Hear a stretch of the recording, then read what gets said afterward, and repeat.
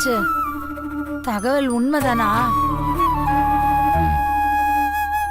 ஆமா.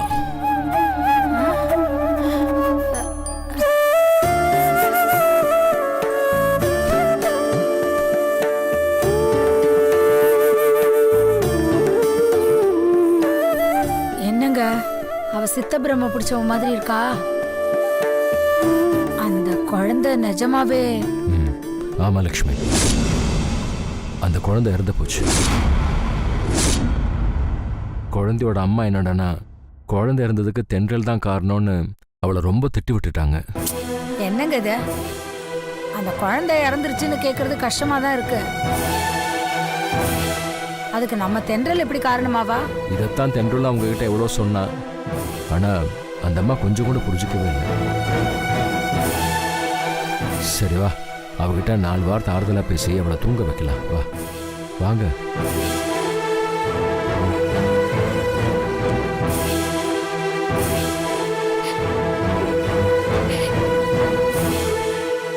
அம்மாடி இங்க பாரு, பெத்த வயிறு குழந்தை இறந்த துக்கத்துல என்ன பேசுறது ஏது பேசுறதுன்னு தெரியாம அவங்க உங்ககிட்ட என்னென்னலாமோ பேசியிருப்பாங்க. இதெல்லாம் நீ மனசுல வச்சுக்காதடா. அவங்க என்ன எல்லாமே பேசினாலும் உண்மையை தானே அவங்க பேசினாங்க.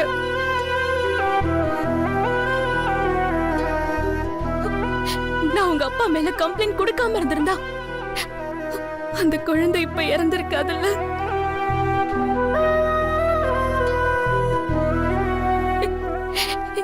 எந்த கையை பிடிச்சதாமா அந்த குழந்தை போலீஸ் ஸ்டேஷன்ல வேணாண்டி வேணாண்டின்னு கெஞ்சினா. ஆனா ஆண்டாளம்மா பேச்ச மறுக்க முடியாம கையெழுத்து போட்டுட்ட.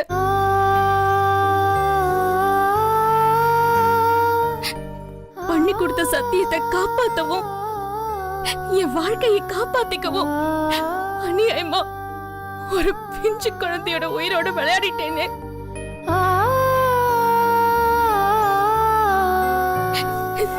நான் எவ்வளவு பெரிய சுயநலவாதி.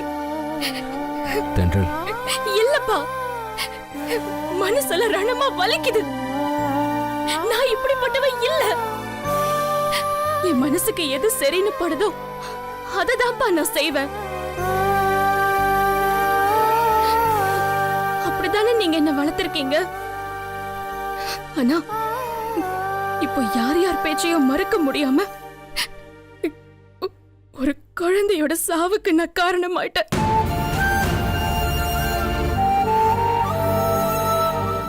இந்த மாதிரி யாரோட சாவுக்கும் யாரோ காரணமா இருக்காங்கன்னு அப்பப்போ பேப்பர்ல டிவி நியூஸ்ல எல்லாம் பாக்குறப்போ என் மனசெல்லாம் படபடன்னு அடிச்சுக்கும். ஒரு மனுஷனோட சாவால இன்னொரு மனுஷனுக்கு அப்படி என்ன சந்தோஷம் கிடைச்சிரும்னு அந்த சாவுக்கு காரணமா இருந்தவங்கள நினைச்சு நினைச்சு ரொம்ப அருவருப்பா நினைச்சிருக்கேன். அந்த மாதிரி ஒரு அருவருப்பான மன கஷ்டத்துல நானும் ஒருத்தி ஆயிட்டேன்ல.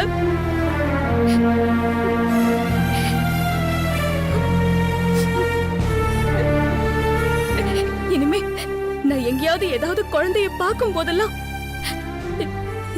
எனக்கு இறந்து போன சேஷாத்ரி குழந்தைதான் ஞாபகம் வரும். அந்த குழந்தையோட சாவுக்கு காரணம் நான் தான். நீ மனசாட்சி என்ன கொல்லாம கொல்லும்.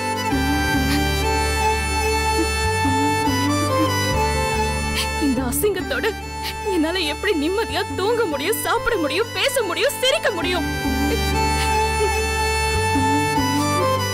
என் மூஞ்சியை என்னாலேயே கண்ணாடியில பார்க்க முடியாதப்போ எனக்கு அசிங்கமா இருக்கு. ஒரே அடியா செத்து போறது துக்கம் இல்ல,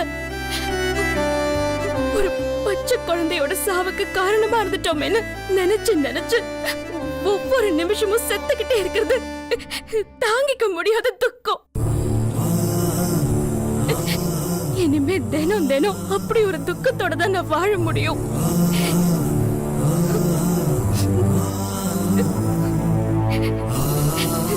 இப்படி ஒரு குற்ற குற்ற உணர்ச்சியோட எப்படி அந்த ஆண்டாளம்மா வீட்டுல போய் என்னால நிம்மதியா வாழ முடியும்? இப்பவே இப்படின்னா கல்யாணத்துக்கு அப்புறம் அவங்களால நான் இன்னும் எத்தனை பழியெல்லாம் சுமக்க வேண்டியிருக்குமோ? இப்படியே போச்சுன்னா ஒரு கட்டத்துக்கு அப்புறம் வலி தாங்க முடியாம நான் என்னையே இழந்துருவேனோன்னு ரொம்ப பயமா இருக்குப்பா.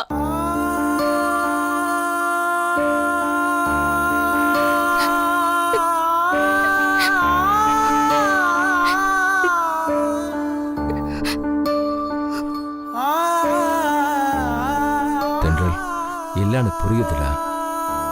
இதுக்கு மேல நான் உன்னை வற்புறுத்த விரும்பல. நீ அந்த ஆகாஷ கல்யாணம் பண்ணிக்கிட்டு சந்தோஷமா இருப்பேங்கிற நம்பிக்கையில தான் நாங்க இந்த கல்யாணத்துக்கு ஒத்துக்கிட்டோம். ஆனா உன் மனசுக்குள்ள எப்படி ஒரு பயம் இருக்குன்னு தெரிஞ்சதுக்கு அப்புறம் எனக்கு உன்னோட சந்தோஷம் தான் முக்கியம். அதை தவிர வேற எதுவும் இல்லை.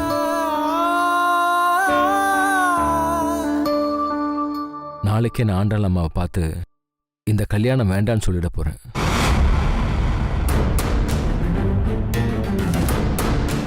நான் நிச்சயமா அவங்கள பார்த்து இந்த கல்யாணத்துல எங்களுக்கு இஷ்டம் இல்லைன்னு நான் தீர்மானமா அவங்க கிட்ட சொல்ல போறேன்.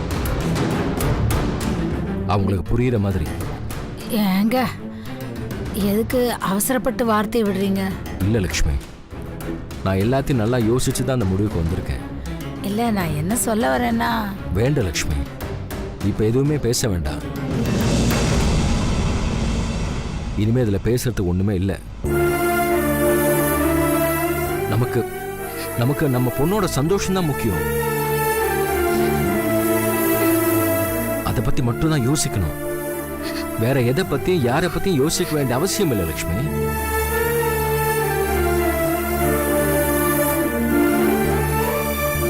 தென்றல், அப்பா நான் இருக்கமா. நீ எதை பத்தியும் யோசிக்காம நிம்மதியா தூங்க.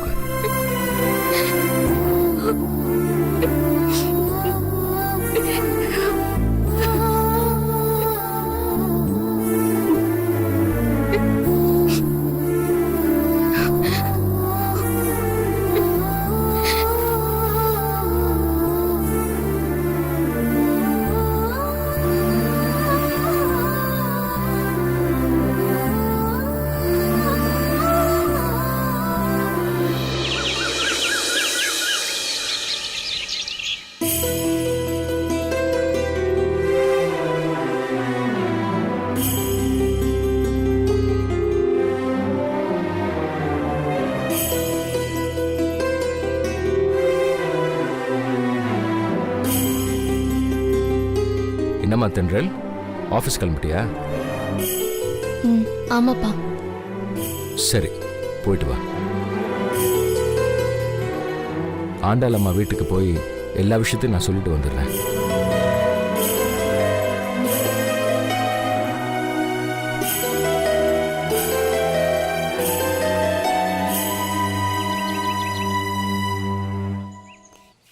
ஏங்க எதுக்கும் இன்னொரு தடவை யோசனை பண்ணுங்க. லக்ஷ்மி, நான் நேத்தே உங்ககிட்ட எல்லாமே தெளிவா சொல்லிட்டேன். எனக்கு என் பொண்ணோட நிம்மதி தான் முக்கியம். நீ இதுல தலையிடாத.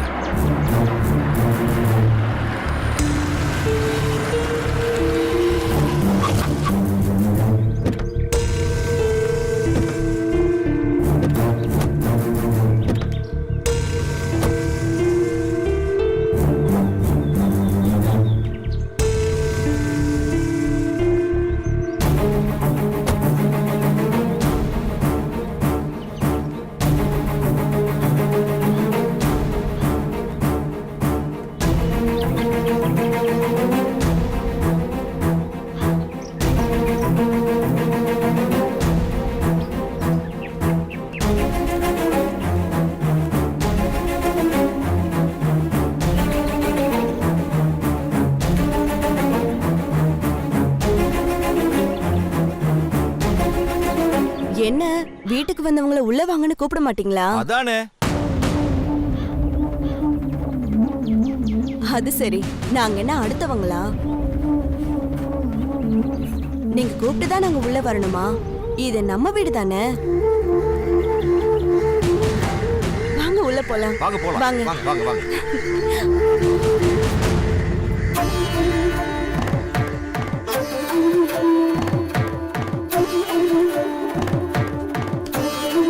என்ன பாக்குறீங்க? உட்காருங்க சம்பந்தி.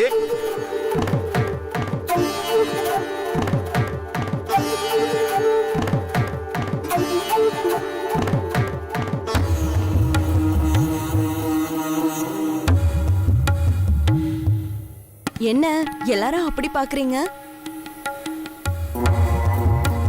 என்னங்க ஒருத்தருக்கு ஒருத்தர் முழிக்கிறீங்க? எல்லாம் நல்ல விஷயம்தான். நாளைக்கு நம்ம தென்றலுக்கும் ஆகாஷ்க்கும் நிச்சயதார்த்தம்.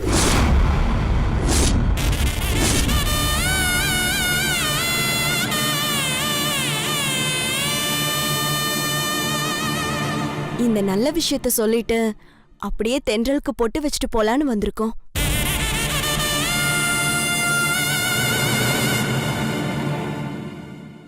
ரொம்ப சந்தோஷமான விஷயத்த சொல்ல வந்திருக்கோம். உங்க முகத்துல யாருக்கும் சந்தோஷமே இல்லையே. எங்களுக்கு சந்தோஷம்தான். ஆனா திடுதிப்புன்னு வந்து சொன்னதும்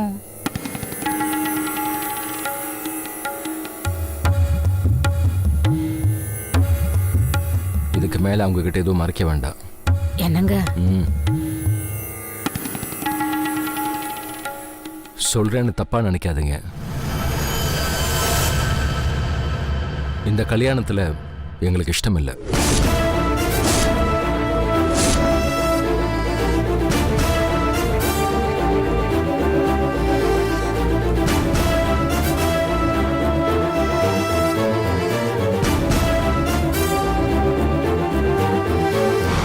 இந்த விஷயத்தை உங்ககிட்ட நேர்ல சொல்லணும்னு தான் இப்ப நான் கிளம்பிட்டு இருந்தேன்.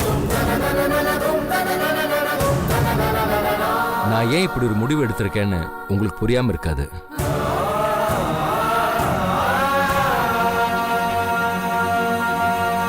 இருந்தாலும் நானே சொல்றேன்.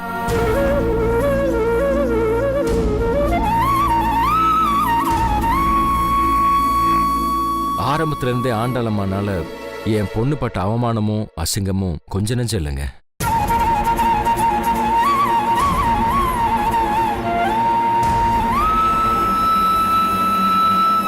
இருந்தாலும் என் பொண்ணோட வாழ்க்கைக்காக நான் எல்லாத்தையும் பொறுத்துக்கிட்டேன்.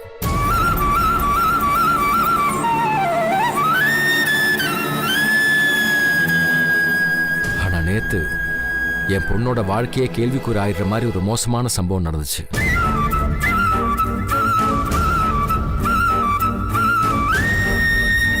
அந்த அப்பாவி குழந்தையோட சாவுக்கு என் பொண்ணு நேரடியா காரணமா இல்ல மறைமுகமா காரணமான்னு ஆராய்ச்சி பண்ண நான் விரும்பலங்க.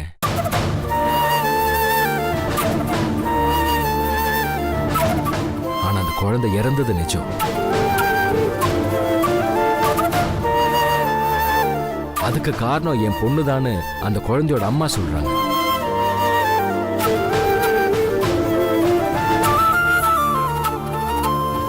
என்னால மறுத்து பேச முடியல.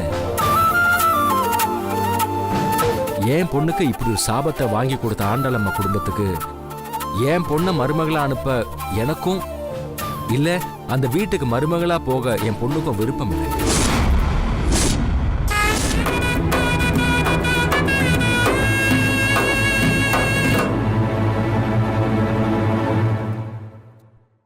என்ன மன்னிச்சிடுங்க.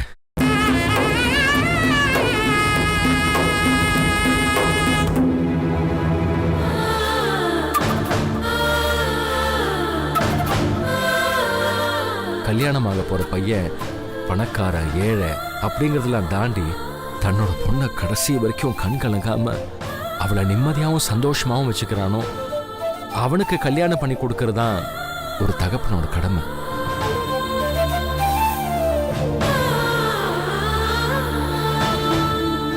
ஒரு தகப்பனா என் பொண்ணுக்கு அந்த கடமையை செய்ய விரும்புறேன்.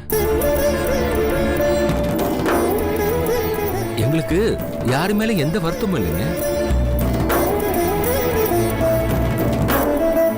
தயவு செஞ்சு தப்பா எடுத்துக்காதீங்க.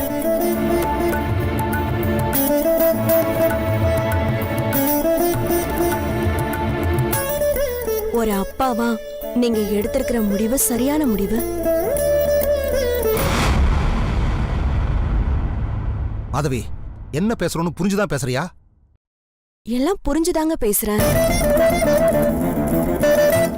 இல்ல மாதவி, நான் என்ன சொல்ல வரேன்? என்னங்க, இன்னைக்காச்சும் கொஞ்சம் என்ன பேச விடுறீங்களா?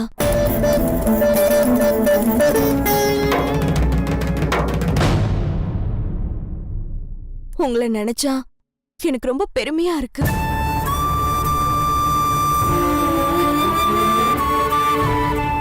உங்களை மாதிரி ஒரு அக்கறையான அப்பா எனக்கு கிடைச்சிருந்தா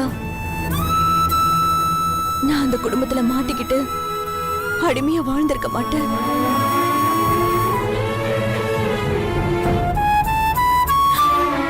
உங்க பொண்ணுக்காவது சுதந்திரமான வாழ்க்கை கிடைக்கட்டும்.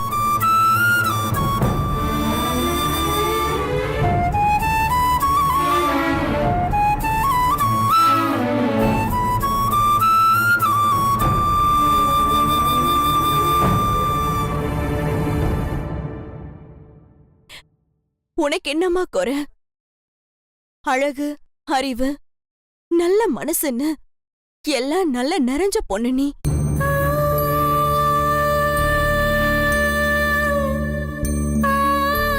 உனக்கு நிச்சயமா ஆகாஷ விட வேற ஒரு நல்ல மாப்பிள்ளை கிடைப்பான்.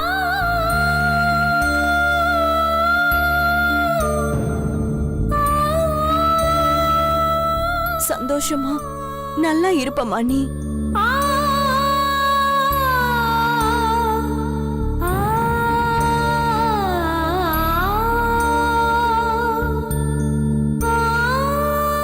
உங்க மனநிலைமையை புரிஞ்சுக்காம நாங்க இங்க வந்ததுக்கு எல்லாரும் எங்களை மன்னிச்சிருங்க. ஐயோ,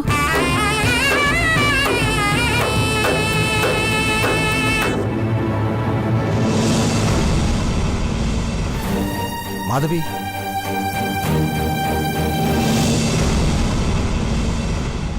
தென்றல் நம்ம வீட்டுக்கு மருமகளா வர்றதுக்கு நமக்கு கொடுத்து வைக்கலங்க.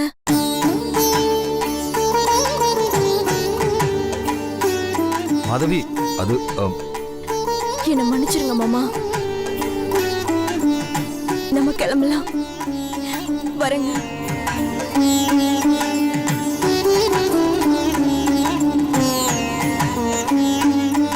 வரேம்மா.